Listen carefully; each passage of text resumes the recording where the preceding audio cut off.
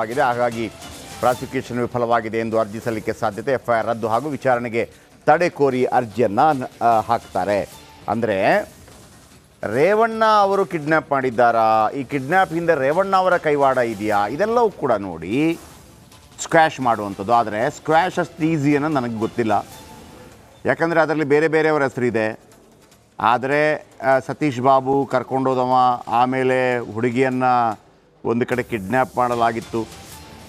Kidnap ಅಲ್ಲ ಅಥವಾ ದೌರ್ಜನ್ಯ ಆಗೇ ಇಲ್ಲ ಅಂತಂದರೆ ಮತ್ತೆ ಅಷ್ಟು ಬೇಗ ಆ ತಾಯಿಯ ಮಗನ ದೂರಿನ ಮೇರೆಗೆ ಪೊಲೀಸರು ಅರೆಸ್ಟ್ ಮಾಡ್ತಾರೆ. ಆಮೇಲೆ ಕೋರ್ಟ್ ಕೂಡ ಎರಡೆರಡು ಸಲ ಅವರಿಗೆ ಜಾಮೀನು ನೀಡೋದಿಲ್ಲ ಅಂತಂದರೆ ಏನೋ ಒಂದು ನಡೆದಿದೆ. ಆದರೆ ರೇವಣ್ಣ ಪಾತ್ರದ ಬಗ್ಗೆ ಕೆಲವು ಡೌಟ್ಗಳಿದೆ. ಅವರಿಲ್ಲ ಅನ್ನೋಂಥ ರೀತಿಯ ಕೆಲವು ಸಂಶಯಗಳು ಬರ್ತಾ ಇದೆ. ಇದು ರಾಜಕೀಯ ಪ್ರೇರಿತವಾಗಿ ನಡೆಯುತ್ತಾ? ಯಾಕೆಂದರೆ ದೇವರಾಜೇಗೌಡರು ಕೂಡ ಅರೆಸ್ಟ್ ಆಗ್ತಾರೆ. ಹಾಗಿದ್ರೆ ಅಲ್ಲಿ ತನಕ ದೇವರಾಜೇಗೌಡರನ್ನ ಅರೆಸ್ಟ್ ಮಾಡಲಿಕ್ಕೆ ಯಾರಿಗೂ ಆಗಲಿಲ್ವಾ? ಇದು ರಾಜಕೀಯ ಪ್ರೇರಿತವಾಗಿ ಪೊಲಿಟಿಕಲ್ ವೆಂಡೆಟ್ಟ ಆ ಕಾರಣಕ್ಕಾಗಿ ನಡೆಯುತ್ತಾ?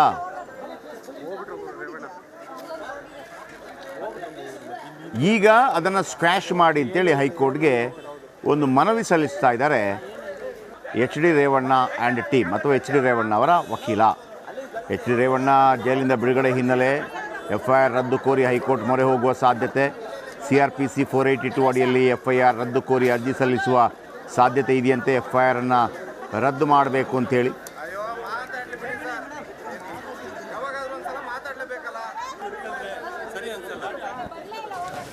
ಎಸ್ ನ್ಯೂಸ್ ರೂಮ್ ಇಂದ ನಾಗರಾಜ್ ನೇರ ಸಂಪರ್ಕದಲ್ಲಿದ್ದಾರೆ. ನಾಗರಾಜ್, FIR ರದ್ದು ಕೋರಿ ಹೈಕೋರ್ಟ್ ಮೊರೆ ಹೋಗ್ತಾರೆ ಈಗ ಅಂತ ಕಿಡ್ನ್ಯಾಪ್ ಕೇಸಲ್ಲಿ ಅಂತ.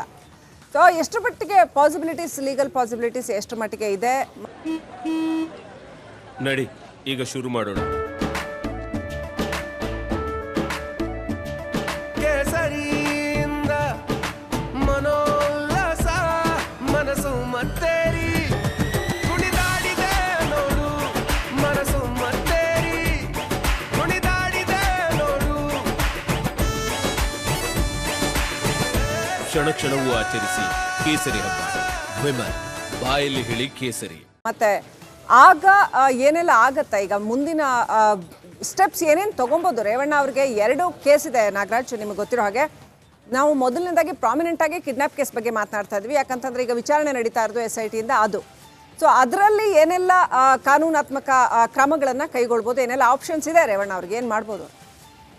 ಶ್ರೀಲಕ್ಷ್ಮಿ, ಏನು ಕೆಲ ಗಂಟೆಗಳ ಹಿಂದಷ್ಟೇ ಪರಪ್ಪನಗ್ರಹಾರ ಜೈಲಿನಿಂದ ಬಿಡುಗಡೆ ಆಗಿರ್ತಕ್ಕಂಥ HD ರೇವಣ್ಣ ಕಿಡ್ನಾಪ್ ಕೇಸ್ ಪ್ರಕರಣಕ್ಕೆ ಸಂಬಂಧಿಸಿದಂತೆ ಏನು ಅವರು ಹೈಕೋರ್ಟ್ ಮೆಟ್ಲನ್ನು ಏರಲಿದ್ದಾರೆ. ಜೊತೆಗೆ ಈ ಒಂದು ಪ್ರಕರಣಕ್ಕೆ ಸಂಬಂಧಿಸಿದಂತೆ ಒಂದು ಕಡೆ FIR ರದ್ದನ್ನು ಕೋರಿ, ಜೊತೆಗೆ ಈ ಒಂದು ವಿಚಾರಣೆ ಏನು ನಡೀತಾ ಇದೆ ವಿಚಾರಣೆಗೆ ತಡೆಯನ್ನು ನೀಡಬೇಕು ಅಂತೇಳಿ ಹೈಕೋರ್ಟ್ಗೆ ಅರ್ಜಿಯನ್ನು ಸಲ್ಲಿಸುವ ಸಾಧ್ಯತೆ ಇದೆ ಅಂತೇಳಿ ಅವರ ಏನು ವಕೀಲರ ಬಳಗ ಇದೆ ಅದರ ಆಪ್ತ ಮೂಲಗಳಿಂದ ಗೊತ್ತಾಗ್ತಾ ಇರ್ತಕ್ಕಂಥದ್ದು. ಇಲ್ಲಿ ಪ್ರಮುಖವಾಗಿ ಯಾವ ಅಂಶಗಳ ಮೇಲೆ ಇವರು FIR ರದ್ದನ್ನು ಕೋರಿ ಹೈಕೋರ್ಟ್ ಮೆಟ್ಲೇರ್ತಾರೆ ಅನ್ನೋದನ್ನ ನೋಡೋದಾದ್ರೆ, ಅವ್ರಿಗೆ ಏನು ಒಂದು ಜಾಮೀನು ಸಿಕ್ತು ಜನಪ್ರತಿನಿಧಿಗಳ ವಿಶೇಷ ನ್ಯಾಯಾಲಯದಲ್ಲಿ. ಇಲ್ಲಿ ಒಂದಷ್ಟು ವಿಚಾರಗಳನ್ನು ಅವರ ಪರ ವಕೀಲರು ನ್ಯಾಯಾಲಯಕ್ಕೆ ಮನವರಿಕೆ ಮಾಡಿಕೊಡುವಲ್ಲಿ ಯಶಸ್ವಿಯಾಗಿದ್ರು. ಅದರಲ್ಲಿ ಪ್ರಮುಖವಾಗಿ ಪ್ರಾಸಿಕ್ಯೂಷನ್ ನೇರವಾಗಿ ರೇವಣ್ಣ ಅವರು ಕಿಡ್ನಾಪ್ ಪ್ರಕರಣದಲ್ಲಿ ಭಾಗಿಯಾಗಿದ್ದಾರೆ ಅನ್ನೋದಕ್ಕೆ ಯಾವುದೇ ರೀತಿಯ ಸಾಕ್ಷ್ಯಗಳನ್ನು ಜನಪ್ರತಿನಿಧಿಗಳ ನ್ಯಾಯಾಲಯಕ್ಕೆ ನೀಡೋದ್ರಲ್ಲಿ ವಿಫಲರಾಗಿದ್ರು. ಜೊತೆಗೆ ಈ ಒಂದು ಬಂಧನ ಸಾಕಷ್ಟು ಅನುಮಾನಗಳನ್ನು ಹುಟ್ಟು ಹಾಕ್ತಾ ಇದೆ. ಬೆನಿಫಿಟ್ಸ್ ಆಫ್ ಡೌಟ್ಸ್ ಯಾವಾಗಲೂ ಅಕ್ಯೂಸ್ಡ್ಗೆ ಹೋಗುತ್ತೆ.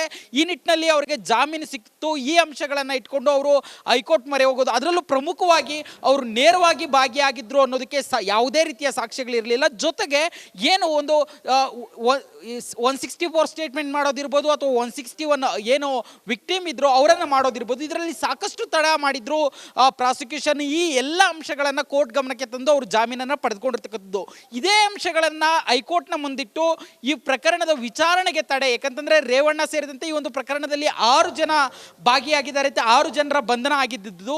ಹೀಗಾಗಿ ಇದರಲ್ಲಿ HD ರೇವಣ್ಣಗೆ ಮಾತ್ರ ರಿಲೀಫ್ ಸಿಗೋ ಸಾಧ್ಯತೆ ಇರತಕ್ಕಂಥದ್ದು. ಯಾಕಂದ್ರೆ ಈ 6 ಜನರಲ್ಲಿ HD ರೇವಣ್ಣ ಮಾತ್ರ ಸದ್ಯಕ್ಕೆ ಜಾಮೀನು ಪಡೆದುಕೊಂಡಿರ್ತಕ್ಕಂಥದ್ದು.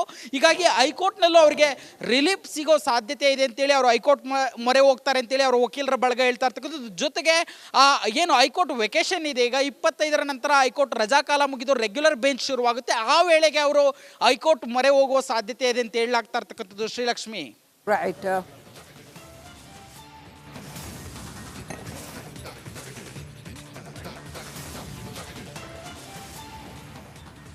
ಓಕೆ, ಇದೀಗ ರೇವಣ್ಣ ಅವರ ಅಪಾರ ಸಂಖ್ಯೆಯ ಬೆಂಬಲಿಗರು ಹೊಳೆ ನರಸೀಪುರದಿಂದ ಬಂದಿದ್ದರು, ಹಾಸನದಿಂದ ಬಂದಿದ್ದರು.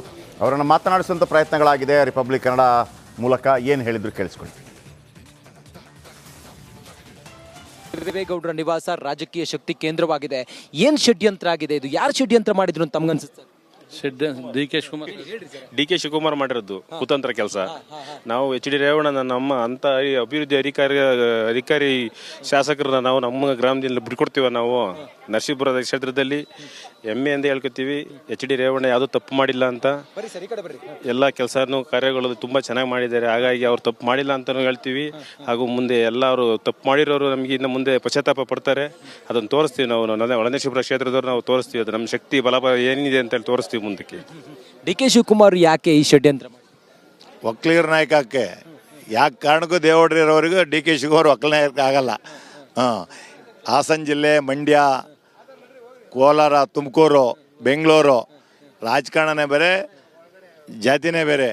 ದೇವೇಗೌಡರನ್ನ ಯಾವ ಕಾರಣಕ್ಕೂ ಯಾರು ಎಣೆಯೋಕ್ಕಾಗಲ್ಲ ಈ ರಾಜ್ಯದಲ್ಲಿ. ತಾವೆಲ್ಲರೂ ಬಂದಿದ್ದೀರಿ, ಈಗ ಹೊಳೆನರಸೀಪುರ ಮತ್ತು ಹಾಸನದಿಂದ ತಾವು ಬಂದಿದ್ದೀರಿ. ನೈತಿಕ ಧೈರ್ಯ ತುಂಬ್ತೀರಾ ಹೇಗೆ ಅಂತ JDS ಜೊತೆಗೆ, ಪಕ್ಷದ ಜೊತೆಗೆ? ಅದಕ್ಕೆ 6 ಸರಿ ರೇವಣ್ಣವ್ರನ್ನ ಈ ಕರ್ನಾಟಕದಲ್ಲಿ 224 ಜನ MLA ಇದಾರಲ್ಲ, ಅಭಿವೃದ್ಧಿ ಅಧಿಕಾರ ಅಂತ ಯಾರನ್ನ ಕರೀತಾರೆ? 224 ಜನದಲ್ಲಿ ಎಚ್ ಡಿ ರೇವಣ್ಣವ್ರನ್ನ. ಇನ್ಯಾರನ್ನಾರು ಬೇರೆಯವ್ರನ್ನ ಕರೀತಾರಾ? ಹೇಳಿ, ಇನ್ಯಾರನ್ನಾರು ಕರೀತಾರಾ? ಆರೋಪ ಮುಕ್ತವಾಗಿ ಬರ್ತಾರೆ ಅಂತ ತಮ್ಗನ್ಸುತ್ತಾ? ಖಂಡಿತ ದೇವರ ಆಶೀರ್ವಾದ. ದೇವೇಗೌಡರು ದೇವ್ರ ನಂಬಿದ್ದಾರೆ, ರೇವಣ್ಣವರು ದೇವ್ರ ನಂಬಿದ್ದಾರೆ. ಈ ಎಲ್ಲ ರಾಜಕೀಯ ಷಡ್ಯಂತ್ರದ ಬಗ್ಗೆ ತಾವು ಏನು ಹೇಳ್ತೀರಿ ಸರ್? ಇದನ್ನೆಲ್ಲ ಬೇಕಂತ ಕುತಂತ್ರ ಮಾಡಿದ್ದಾರೆ. ಹಾಗಾಗಿ ಅದನ್ನೆಲ್ಲ ಸರಿಪಟ್ಟದೆಲ್ಲ ಮುಂದಿನ ದಿನಗಳಲ್ಲಿ ಸರಿ ಹೋಗ್ತದೆ. ಅದು ಎಲ್ಲ ಇಚ್ಛೆಗಳು ದೈವ ಇಚ್ಛೆಯಿಂದ ಎಲ್ಲ ಏನೇನಾಗಿ ತಪ್ಪು ಮಾಡಿದ ಶಿಕ್ಷೆ ಆಗ್ತದೆ, ಕೊಡ್ಲಿ ಅಂತ ಹೇಳಿ ನಾವು ಹೇಳಲಿಕ್ಕೆ ಇಷ್ಟಪಡ್ತೀವಿ. ಜೈಲಿಗೆ ಕಳಿಸ್ಬೇಕು ಅಂತ ಇವರು ವಿರೋಧ ಪಕ್ಷದವರು ಎಣದ ಬಲೆ ಇದು. ಹಾಸನದಲ್ಲಿ ತಾವು ಹಾಸನದವರು, ಈಗ ರೇವಣ್ಣವರು ರಿಲೀಸ್ ಆಗಿದ್ದಾರೆ ಅಂತ ಹೇಳಿ ಬಂದಿದ್ದೀನಿ. ಹಾಸನದ ಜನ, ತಾವು ಕಾರ್ಯಕರ್ತರು ಬಿಡಿ, ಹಾಸನದ ಜನ ಏನು ಹೇಳ್ತಾರೆ ಸರ್? ಜನ ಯಾವತ್ತಲೂ ದೇವೇಗೌಡರ ಪರನೇ, NDA ಅಭ್ಯರ್ಥಿ ಆಗಿದ್ದಾರೆ. ಇವತ್ತು MP ಚುನಾವಣೆ ಗೆದ್ದೇ ಗೆಲ್ತೀವಿ. ಮೋದಿ ಮತ್ತೆ ದೇವೇಗೌಡರಿರೋವರೆಗೂ ಕಾಂಗ್ರೆಸ್ ಇಲ್ಲಿ ಏನು ಮಾಡೋಕ್ಕಾಗಲ್ಲ ಕರ್ನಾಟಕದಲ್ಲಿ. ಎಲ್ಲದರಿಂದ JDS ಮತ್ತೆ ಪುಟ್ಟಿದ್ದು ಹೇಳುತ್ತೆ ಅಂತ ಹೇಳಿ ತಮ್ಗನ್ಸುತ್ತಾ? ಖಂಡಿತ 100% ಹೇಳಿ.